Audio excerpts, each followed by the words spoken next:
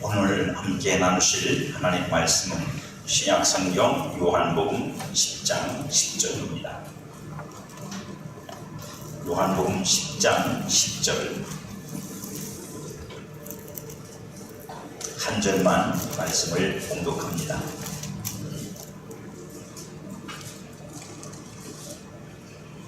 찾으셨으면 다 같이 한 목소리로 소리내어 말씀을 합독하도록 하겠습니다. 다 같이 읽습니다. 도둑이 오는 것은 도둑질하고 죽이고 멸망시키는 것뿐이요 내가 온 것은 양으로 생명을 얻게 하고 더 풍성히 얻게 하려는 것이라. 아멘. 신년 예배를 되면 오늘이 첫 번째 예배입니다. 여러분과 어떤 말씀을 나눌까 고민하다가 2026년도 표현은 아니고 주제, 표 같은 얘기인데 생명이 풍성한 분들이라 제가 준비를 못했는데 다음 주에는 여기에 현수막이 걸릴 겁니다. 생명이 풍성한 분들이시길 바랍니다. 예수님이 말씀 중에 그런 말씀이 있습니다. 참새 2마리가 한 아사리온에 떨어지는 것이 아니냐. 하지만 하나님의 허락지 아니하면 그것도 마음대로 안 된다고 말씀하시죠. 세상이 먹이는 참새의 가치는 아마 그 당시에 2마리의 아사리온, 한 아사리온에 8일 거였을 겁니다. 가격은 우리가 잘 알지 못하는 단위지만 그렇습니다. 하지만 여러분 생각해 보십시오. 하나님에게도 참새가 2마리가 한 아사리온의 가치였을까요? 아니었을 겁니다. 이 새로 시작하는 2026년도에게 여러분에게 그런 해가 되기를 바랍니다. 사람이 먹여놓은 가치로 살지 마시고 세상이 먹여놓은 가치로 살지 마시고 거기에 추궁해서 그걸 추구하며 사는 삶이 되지 마시고 하나님이 여러분에게 먹여주신 가치, 하나님이 여러분들을 만드시고 부르셔서 아들을 내어줘서 새롭게 하신 그 생명적 가치를 가지고 이 한 해를 살아가시기를 주의 이름으로 축복합니다. 생명은 놀라운 신비입니다. 그죠? 생각할수록 신비롭습니다. 꽃을 보든 사람을 보든 어떤 짐승을 보든 놀랍습니다. 생명을 가진 모든 것들이 놀라운 신비를 가지고 존재하고 생명의 아름다움을 나타낼 수 있는 것은 하나님의 생명에게 주신 능력입니다. 꽃은 어떻게 꽃이 될까요? 여러분들이 꽃처럼 예쁘게 꽃 피울 수 있습니까? 오른손에는 백합, 왼손에는 진달래가 폈다. 그럼 좋겠습니다. 그런 실력이 있다면 우리는 같은 생명이지만 인간은 이렇게 꽃을 피울 수는 없습니다.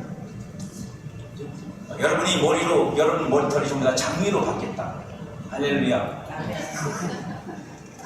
믿지 않으시니까 아예 아멘도 하시고 그런 일은 없겠지만 그런 신비하겠지. 여러분 생명의 신비는 정말로 놀랍습니다. 하나님께서 모든 생명에게 그 각각의 생명에게 능력을 주셔서 그 생명마다 생명의 아름다움을 꽃피우게 하셨고 그리고 생명의 아름다움을 결실하게 하셨습니다. 그러니 여러분들이 가진 생명이 무엇입니까? 하나님의 생명이잖아요. 아멘. 하나님의 생명을 가졌으니 저와 여러분들은 그 하나님의 생명으로 꽃 피워지고 열매 맺어야 될 줄 믿습니다. 아멘. 그래서 창세 로마서 1장 20절이면 바울은 이걸 이렇게 설명해요.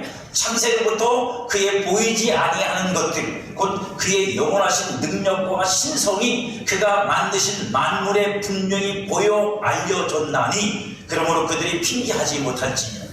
꽃만 봐도 알 수 있고 기어다니는 개미만 봐도 알 수 있고 내가 낳은 자식을 놓고 보도 알 수 있는 게 뭐냐? 아, 하나님은 계시다.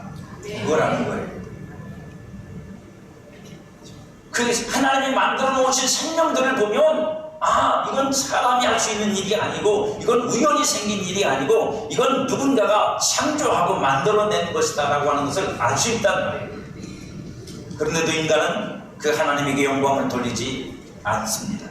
모든 생명은 그 아름다움과 영광을 결실하기 위한 가치를 가지고 주어진 생명으로 삽니다. 그런 유명한 말이 있죠.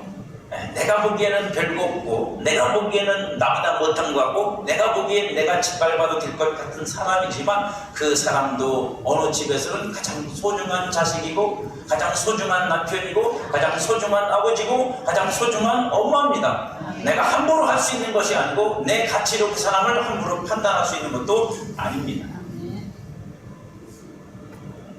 올 한 안에 하나님이 주신 생명을 흩뜨지 않게 아름다움과 영광으로 열매 맺는 여러분 되기를 주님의 이름으로 축복합니다. 예수님은 우리에게 생명을 주시려고 오신 분입니다. 아멘. 그죠? 일단 아멘 하셨으니까 제가 여러분에게 그럼 여쭤보겠습니다. 이미 여러분 생명을 가지고 있지 않습니까? 근데 예수님이 또 생명을 주시려고 오셨대요. 그럼 그것과 그것은 어떻게 다릅니까? 여러분들이 전부 다 무덤에 있는 사람들 같으면 생명을 주러 왔다는 말이 선뜻 이해가 되죠.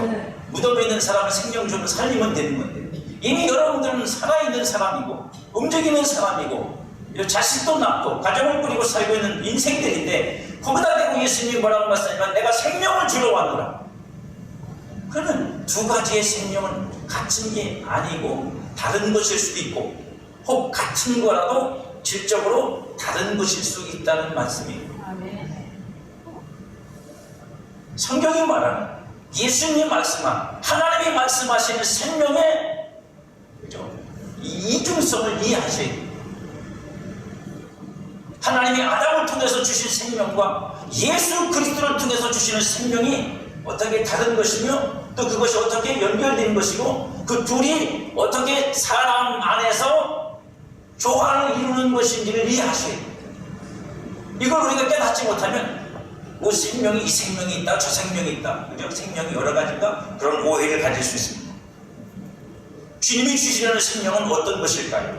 그 생명에 대해서 성경은 우리에게 이렇게 말해줍니다. 요한복음 5장 26절에 아버지께서 자기 속에 생명이 있음 같이 아들에게도 생명을 주어 그 속에 있게 하셨다.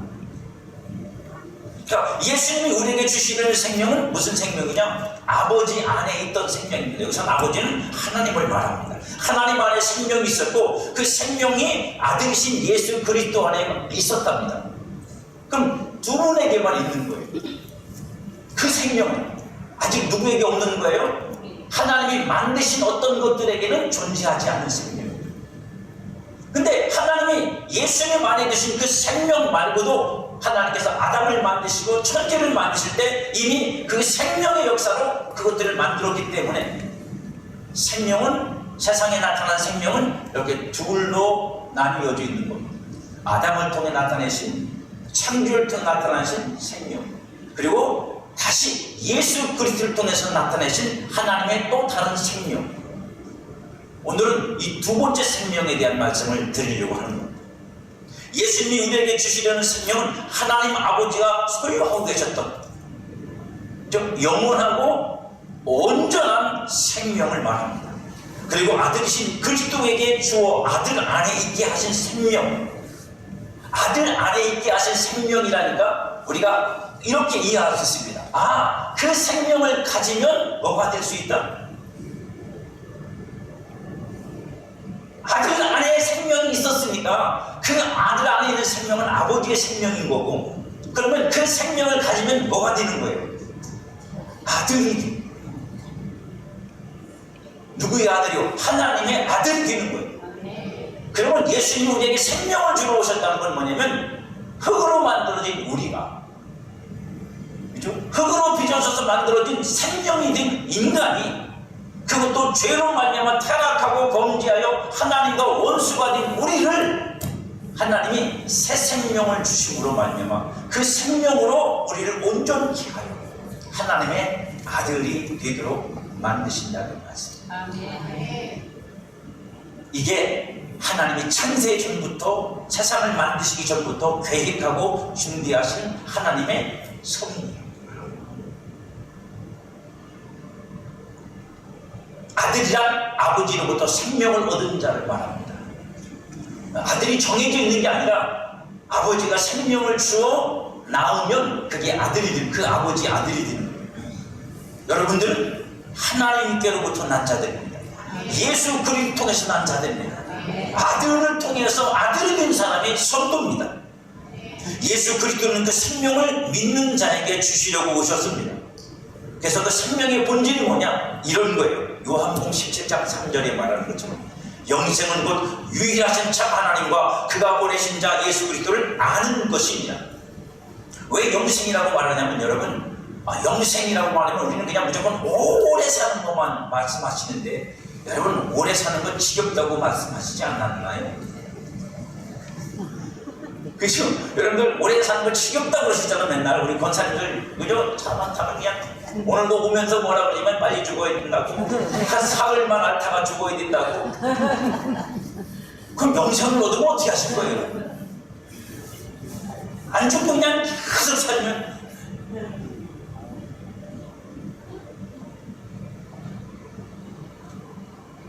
영생은 요한복음 17장 3절이 뭐라고 말하냐면 참 하나님과 그가 보내신 자 예수 그리스도를 아는 것이라고 말합니다. 지식이 생명이냐 그런 뜻은 아닙니다. 영생이란 뭐냐? 영생이란 하나님께서 우리에게 주시는, 하나님의 인간과 모든 만물에게 부여하신 생명의 온전함, 그 신령함과 영원함을 표현하고 있는 단어입니다. 저와 여러분들이 이미 아담으로부터 생명을 얻어서 사람의 생명, 코로 호흡하고 생기를 가지고 살아가는 존재가 되었습니다.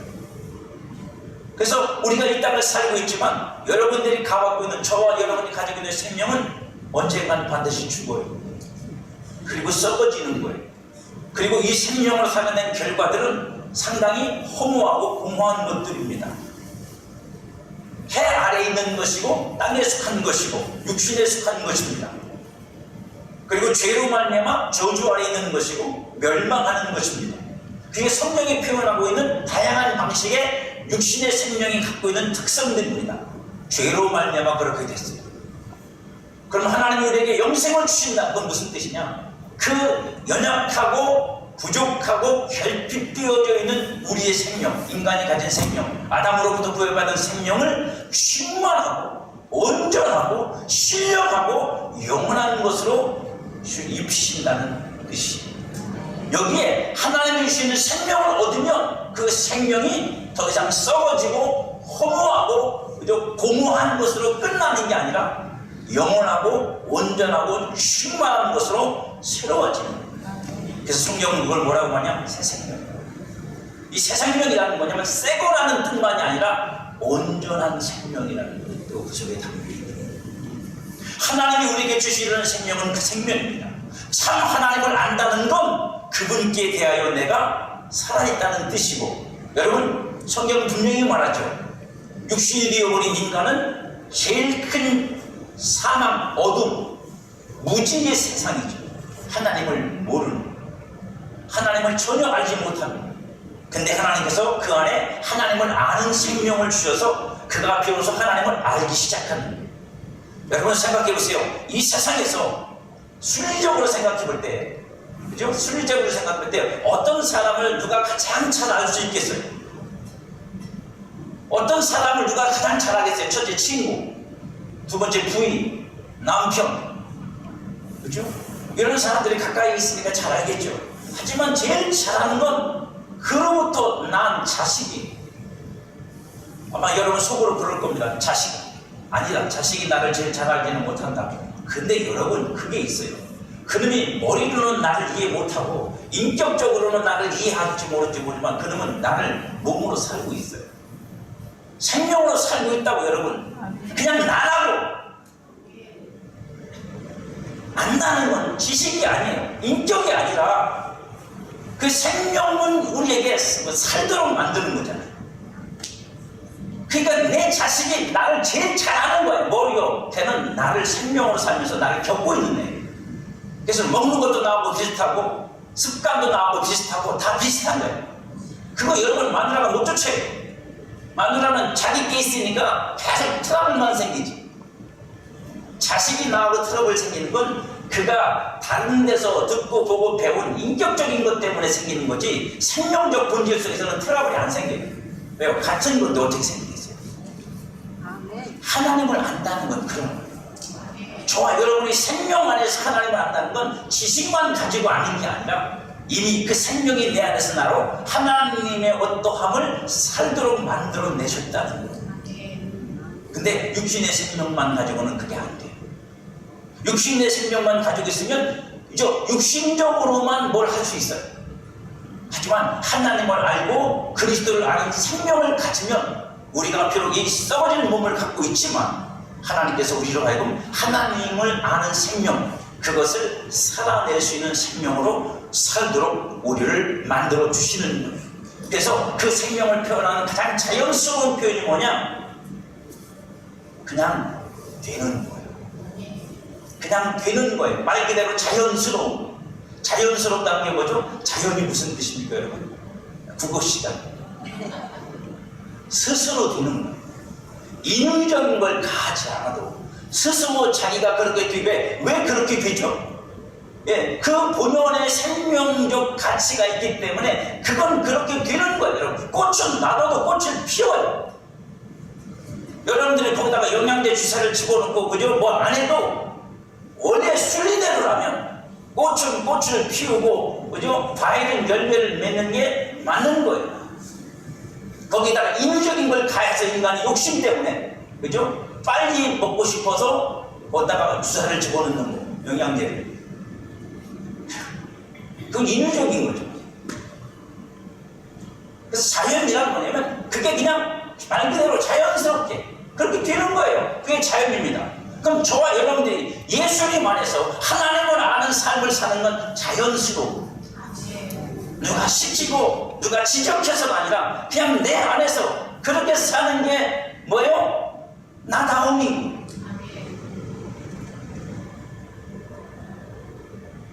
여러분 표정 잘 지셔야 됩니다. 이 순간에 표정 잘못 띄면 여러분들 나 하나님 자녀 아니야 그럴 수 있는.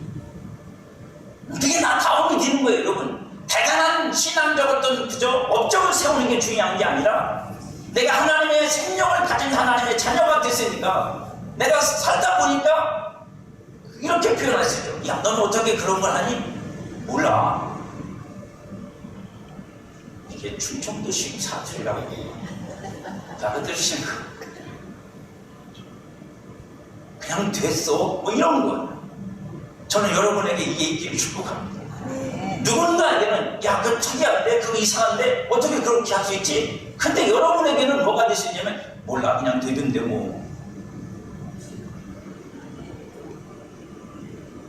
그게 자연스러운 거 아닌가요? 그게 생명이 만들어내는 결과 아닌가요? 하나님의 생명이 내 안에 있으면 그 생명으로 내가 사라지는 거라면 여러분 아들 보고 야, 너 어떻게 네 아버지를 닮냐? 어찌 아저씨가 더 잘생겼어? 그거 여러분 말이 되나요? 말이 안 되죠. 그죠? 내 아버지 닮는 건 당연한 거잖아요. 이상한 거 아닙니다. 그 부모가 가장 해서는 안 될 말이 뭐냐? 너는 왜 그렇게 생겼냐? 그 말이에요.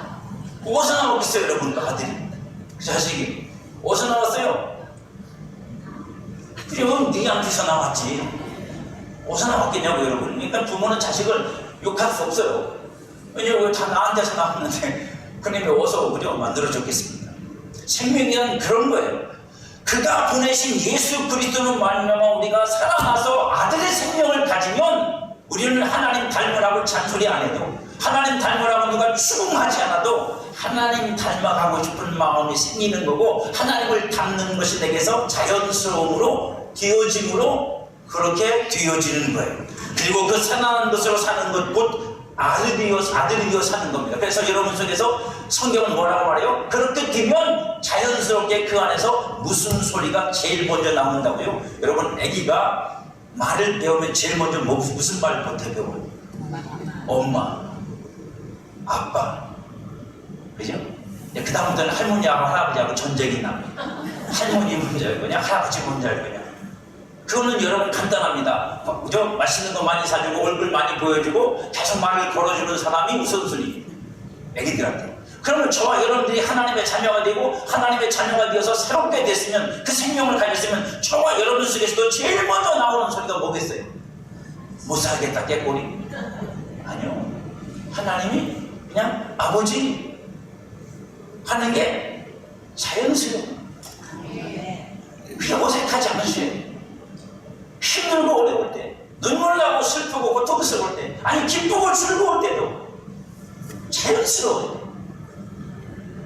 간혹가다 제가 의심이 갈 때가 있습니다. 우리 권사님들이 갑자기 그죠? 아버지 그럴 때 그게 하나님을 부르는 건지 죽은 아버지를 찾는 건지 가끔 헷갈릴 때도 있는데 그건 너무도 자연스러워. 여러분 안에서 하나님을 아버지라고 부르는 일이 어색하지 않기를 바랍니다.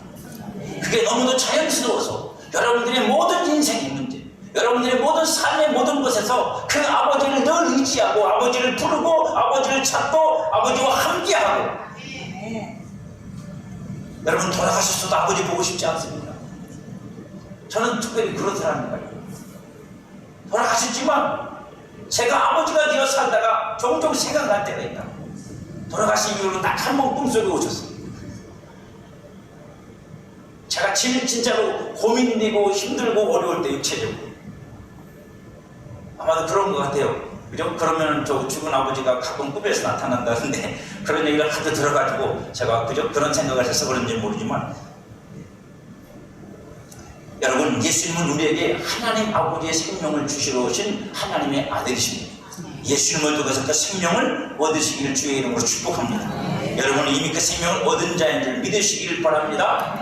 예수님은 생명을 얻게 하실 때 그 풍성함을 얻게 하시는 분입니다. 풍성함이란 뭐죠? 많다는 거죠. 일단 뜻이. 생명도 많고 조금 있나요? 있어요. 그런 것도. 뭐가 있냐면 애기들의 생명이 어때요? 쫙 많아지고. 할머니는요, 아슬아슬합니다. 근데 참 아이러니한 게 그거예요. 그 애기를 할머니한테 맡긴다는 거예요. 그럼 할머니가 그 애기를 쫓아갈 수 있어요? 그래서 못 쫓아가요. 왜요? 충만한 생명, 막 폭발할 듯이 오늘도 그죠? 막 하루 종일 반나절을 뛰어다니고 난리 버거지를 치고도 숨 하나 헐떡거리지 않는 그 애기를 10걸음만 걸으면 아이고 힘들어 이러는 할머니가 쫓아다닌다는 게 신기한 거예요. 웃지도 않아요. 젊은 엄마가 쫓았는데 힘들어요. 근데 전부 애기 보는 것만 할머니 되는 거잖아요. 둘이 붙으면 아마도 그런 것 같아요. 할머니가 혼자 있으면 아슬아슬하시지만 그 생명이 충만한 아이가 웃는 거, 이제 헬미 불러주는 거, 그저 앞에서 뛰어노는 거 보면 뭘 얻는 거예요? 에너지를 얻어옵니다. 그러니까 서로 상부상조하는 것 같아요. 에너지를 얻어오니까 할머니가 아픈 줄 모르고 막 뛰어요. 그러면 저녁에는 아이고 삭신수시다 허리가 그것 때문이야 그렇지 않나 싶습니다. 풍성함이란 여러분 단순히 양이 많다는 뜻만이 아니에요.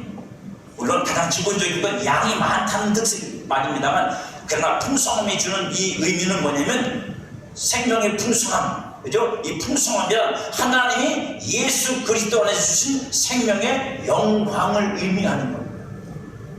무슨 얘기냐면 이 장미 씨를, 장미도 씨가 있나요? 저는 모르겠어요. 어쨌든 씨가 있다고 했다. 장미 씨를 심으면 땅의 습도와 햇빛과 여러 가지를 통해서 싹이 나고 그게 자라서 장미꽃을 피우잖아요. 그러면 생명의 풍성함이란 뭐냐면 그 장미가 이렇게 아름다운 꽃을 피워서 자기의 생명의 가장 아름다운 극치, 형상, 모양, 그걸 보고 뭐라 그래요? 그게 나타날 때 영광이라 그래요. 그 꽃이 가지고 있는 영광이잖아요. 그 영광스러움을 나타낼 때 그 나타나게 하는 내용 전체를 뭐라 그래요? 그 생명이 가지고 있는 풍성함이라고 합니다. 그 생명의 풍성함을 누리지 못하면 결국 뭐가 안 되는 거예요? 결실과 아름다움으로 영광으로 나타나지 못하는 거예요. 그러니까 예수님이 우리에게 생명을 주고 생명의 풍성함을 얻도록 오셨다고 하는 오늘 본문의 말씀은 예수님이 이렇게 말씀하십니다. 하나님이 너에게 주신 생명을 내가 결실을 하기 위해서 왔다. 온전하게 하기 위해서 왔다. 충만하게 하기 위해서 왔다. 그것의 영광을 얻도록 하기 위해서 왔다. 썩어지고 공허한데 굴복하고 그리고 어떻게 해요? 멸망으로 끝날 수밖에 없는 인생이지만 우리에게 지금 육신에 주어진 생명은 그런 거지만 예수 그리스도가 주시는 하나님의 생명을 얻음으로 말미암아 우리는 하나님의 영광의 아름다움으로 결실되는 생명이 될 수 있다고 말씀하고 있습니다. 그것을 위해서 예수님이 오셔서 생명의 풍성함을 우리에게 주십니다. 하나님은 아담에게 주신 생명됨이 하나님의 형상이 되게 하셨습니다. 형상이란 생명의 장성함이며 나타내진 생명의 영광입니다. 어떤 사람이 어떤 형상을 가졌다는 말을 할 때 사람은 아기도 있고 청년도 있고 어른도 있잖아요. 하지만 그 생명이 가지는 형상의 최절정은 뭐죠? 키 다 크고 몸 다 크고 정신도 다 크고 그래서 그걸 어른, 장성한 어른이라고 말하죠. 그죠? 다 눈 뜨고 조시나 봐. 다 눈 뜨고 조시는 거 같아요. 그건 실력입니다. 눈 뜨고 조는 건. 눈 감고 조는 건 실력이 좀 딸리는 거고, 고개까지 움직이는 건 아주 60점 이하. 장성한 생수역, 분량이 장성하게, 그걸 뭐라고 해요? 생명이 온전하게 나타나는 영광, 형체라고 해요. 그래서 예수님이 우리에게 주는 게 뭐죠?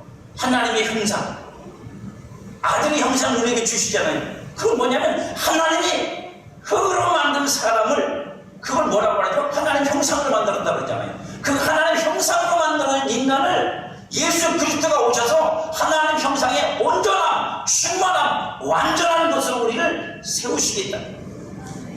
그게 영광이라고. 그래서 그 아들의 영광, 하나님의 영광에 우리가 참여한다고 말하는 거예요.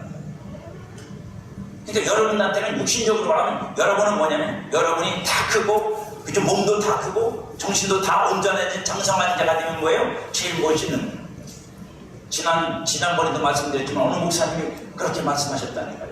그 가장 최고로 멋있을 때는 뭐냐? 65이다. 20대가 아니고 그때는 덜 영으롭고 65이다. 65살. 그 정도는 돼야 인간이 무르익고, 몸은 물론 좀 약해질 수 있지만 정신적으로 무르익고 그저 결실되어지는 것이 아름답다, 그렇게 표현하시는 걸 들었습니다. 그 형상을 하나님이 우리에게 뭐로 주셨죠? 영으로 주셨어요. 그리스도 안에 있는 하나님의 형상의 그 온전함을 하나님은 예수님 우리에게 그걸 영으로 주셨어요. 그래서 우리가 예수 그리스도로 말미암아 영을 받았다고 하는 것, 즉 예수 그리스도가 우리 안에 들어오셔서 우리가 새 영이 됐다는 건 뭐냐면 이미 성도는 하나님의 형상으로서의 온전한 내용을 그 영 안에서 가지고 있다는 것입니다. 그러면 우리가 만약에 자란다는 것, 성장을 표현하면 뭐가 되는 거죠? 그 생명이 자라면 그 영의 충만함이 되는 거예요. 왜요? 이미 크기는 정해져 있으니까. 그래서 그리스도는 성도 안에서 살려주는 영이 되셨습니다. 살려준다는 건 그냥 죽은 놈 살려주는 게 아닙니다. 그 생명의 영광이 됐다는 뜻입니다. 그 생명의 온전함이 됐다는 뜻이에요. 그리스도의 영으로부터 생명을 받으면 그리스도와 같은 영의 형상을 가지게 되는 거예요. 그래서 이게 여러분 안에 있다. 예. 결론은 하지도 않았어요. 여러분 정신 차리세요. 왜냐면 그 생명의 풍성함을 가지고 이제 살아야 되잖아요. 지금까지는 그게 뭔지를 설명드린 거고, 그래서 육에 속한 정상에 영에 속한 정상이 입힐 때 사람은 온전해집니다. 아담의 후손인 우리가 예수 그리스도의 자손이 되는 순간에 우리는 온전한 사람이 되는 거예요. 그러니까 예수 그리스도 없이는 인간은 온전해지지 않습니다. 세상은 예수 없이도 온전하다고 말합니다. 자신들이 장성한 사람들이라고, 자신들이 그저 완벽한 존재들이라고 말하지만 성경은 절대로 그렇게 말하지 않습니다. 그렇게 됨으로 사람은 마침내 영원하신 하나님의 영광이 되고 하나님을 아는 자가 되고 하나님과 하나님의 아들이 되어서 그 영광에 들어가는 겁니다. 하나님은 주신 생명의 풍성함 안에 지극히 크신 능력이 역사하게 하셨습니다. 생명 안에는 그 생명을 주신 분이 생명 속에 담근 능력이 있다. 그래서 꽃은 꽃을 피우는 거고, 그죠? 열매는 열매를 맺는 거고, 우리는 하나님이 만드신 사람으로서의 사람다움으로 만들어지는 거예요. 생명이 영광이 되어 나타나기까지 능력이 일을 합니다. 그 안에 들어있는 생명 안에 있는 능력이, 만약에 생명 안에 능력이 없으면 생명은 아무 힘이 없어 무력해요. 조금만 무슨 어려움이 오면 어떻게 해요? 죽어버려요. 여러분 신비하지 않습니까? 이게 엄동설화네요. 이 엄동설화, 지금이 엄동설화입니다. 우리가 보기에는 별거 아니지만 어떤 이 날씨를 하는 박사님이에요, 박사님. 날씨를 혼자 유튜브를 하시는 박사님인데, 이분이 말하기를 몇 년에 한 번 올까 말까한 이 5,000m 상공, 그분들은 막 우리가 볼 수 없는 걸 보더라고. 5,000m 상공에 지금 대한민국 이 오늘의 이 상공의 온도가 뭐냐면 영하 43도래요. 북극의 한기가 한쪽으로 이렇게 쭉 내려와서 지금 5,000m 상공에는 영하 43도, 그게 이제 지상에서는 영하 8도가 된 거예요. 차이가 그만큼 있는 거죠. 이런 건 쉽게 오는 한기가 아니라 몇 년 만에 올 수 있는 거라. 그러면서 참 놀랍다고 그런 말 하는데, 여러분, 생명이란 그 능력이 없으면 이 온동산에도 땅에 심어진 씨앗이 어떻게 되죠? 봄이 되면 싹이 나잖아요. 이게 다시 솟아나잖아요. 그게 생명이 갖고 있는 능력이에요. 그 능력이 먼저 예수 그리스도 안에서 역사해서 그를 죽은 자 가운데서 일으키셨고 하늘에 올라 하나님 우편에 앉게 하셨어요. 그러니까 여러분들이 죽은 자 가운데서 일으켜지는 건 여러분의 능력이 아닙니다. 여러분 실력이 아니야. 여러분의 경건도 아니고 여러분의 인격도 아니고 여러분의 성품 때문에 되는 것도 아니에요. 여러분 안에 있는 그 생명 안에 하나님이 주신 하나님의 능력 때문입니다. 그 능력이 성령을 통해서 우리에게 나타나는 거고, 하나님의 생명을 얻은 성도 안에는 그 능력이 역사하고 있어요. 제가 여러분들에게 아마 말씀드린 기억이 나는데, 어느 목사님이 아버지가 먼저 돌아가시고 집사님으로 이제 어머니가 권사님이 되어 돌아가셨어요. 나중에.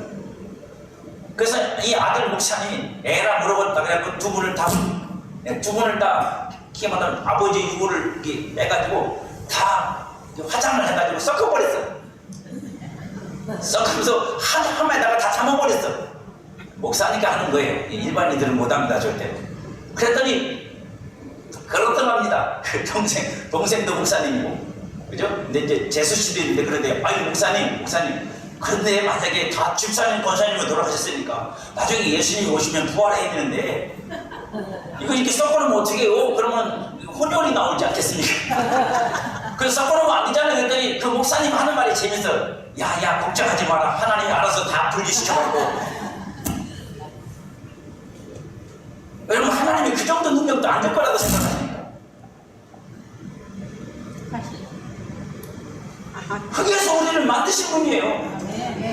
우리가 흙에서 다 흩어져서 없어졌다고 해도 거기서 우리를 다시 만들어낼 수 있는 거 하나님이라고. 제발 믿음을 가지세요. 화장도 괜찮고 매장도 괜찮고 수장도 괜찮아. 걱정하지 마세요. 그런 것 때문에 문제가 될 건 없어. 그걸 너무 교리적으로 받아들이는 건 하나님을 못 믿기 때문이에요. 하나님의 능력을 온전히 못 믿기 때문이에요. 여러분, 걱정하지 말고 돌아가시오. 주님이 알아서 골라서 여러분들을 절대로 잊지 않고 여러분의 형체를 그대로 영원한 것으로 입히실 수 있는 놀라운 능력은 하나님에게 있습니다. 그 능력 안에서 생명의 풍성함으로 나타나도록 오늘도 하나님은 여러분과 제 안에서 생명으로 역사하고 계십니다. 성도의 믿음은 그 풍성함으로 결실되기 위해 진리를 아는 지식과 영의 지식을 따라 나를 복종시키는 거예요.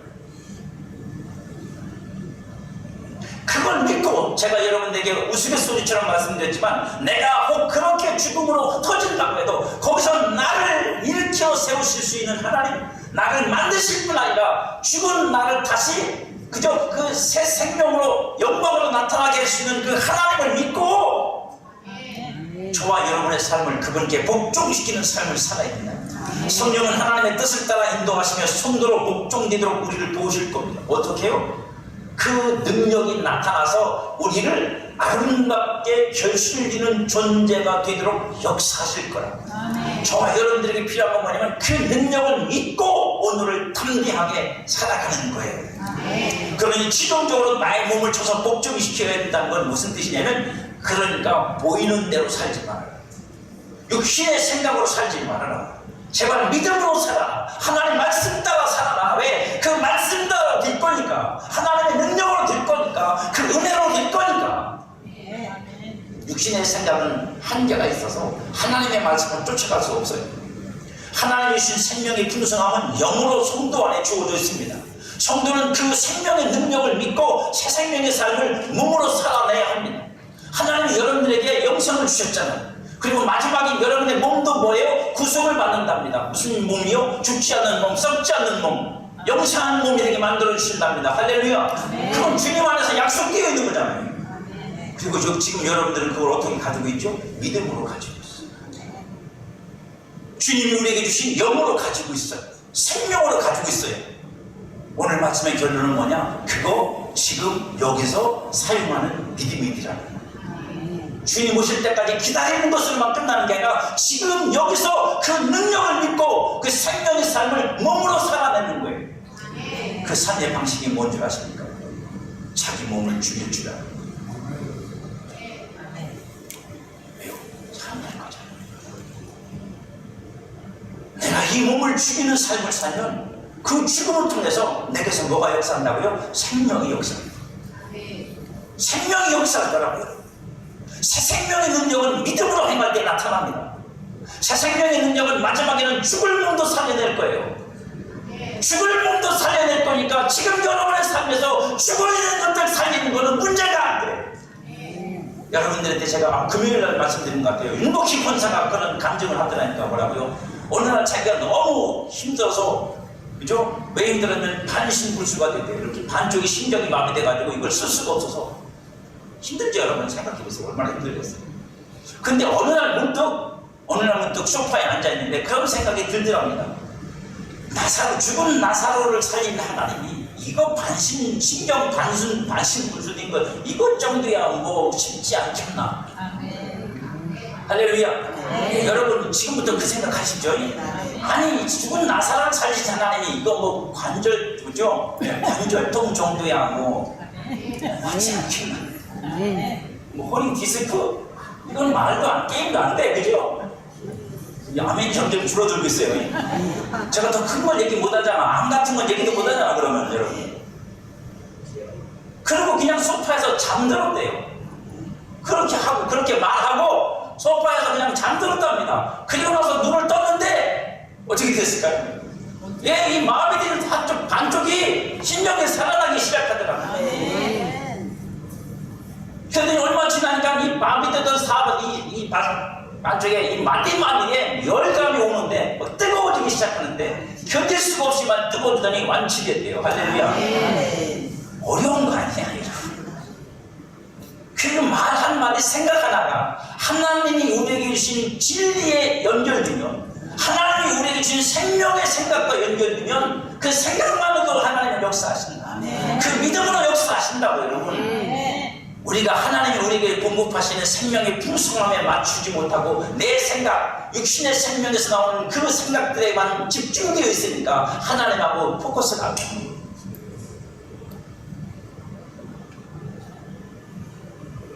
로마서 8장 11절에서 바울이 말하죠. 예수를 죽은 자 가운데 살리시니 영이 너희 안에 거하시면 그리스도 예수를 죽은 자 가운데 살리시니가 너희 안에 거하시는 그의 영으로 말미암아 너희 죽을 몸도 살린다.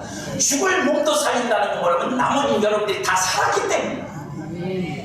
나머지 몸만 죽을 몸에서 산 몸으로 바뀌면 되기 때문에 이렇게 말하는 겁니다. 그럼 여러분 이미 산 자예요.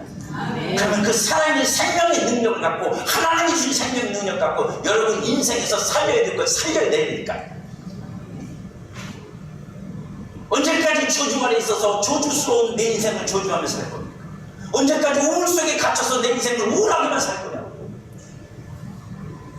언제까지 어둠에 붙잡혀서 어둠에 그저 끌려다니며 살 거냐고. 여러분들은 이미 하나님이 주신 새 생명을 가지고 있고 그 생명의 능력은 그 생명 안에서 역사하고 있고,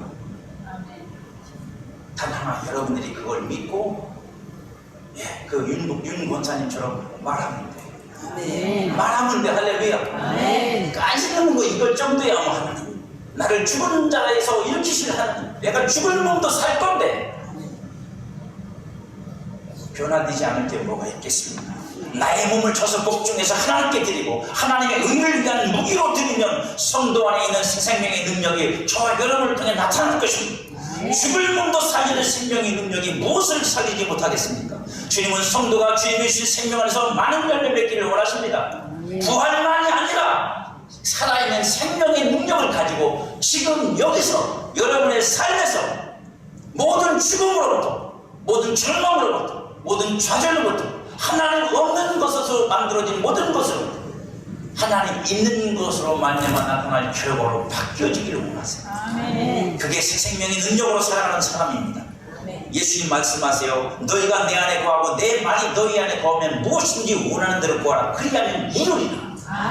새 생명으로 사는 삶의 비법입니다. 아멘. 주님의 형상으로 결신하고 주님의 이름으로 결신한 한 해가 여러분의 이 해가 되기를 주님의 이름으로 축복합니다. 아멘. 여러분에게 놀라운 역사가 일어나기를 축복합니다. 아멘.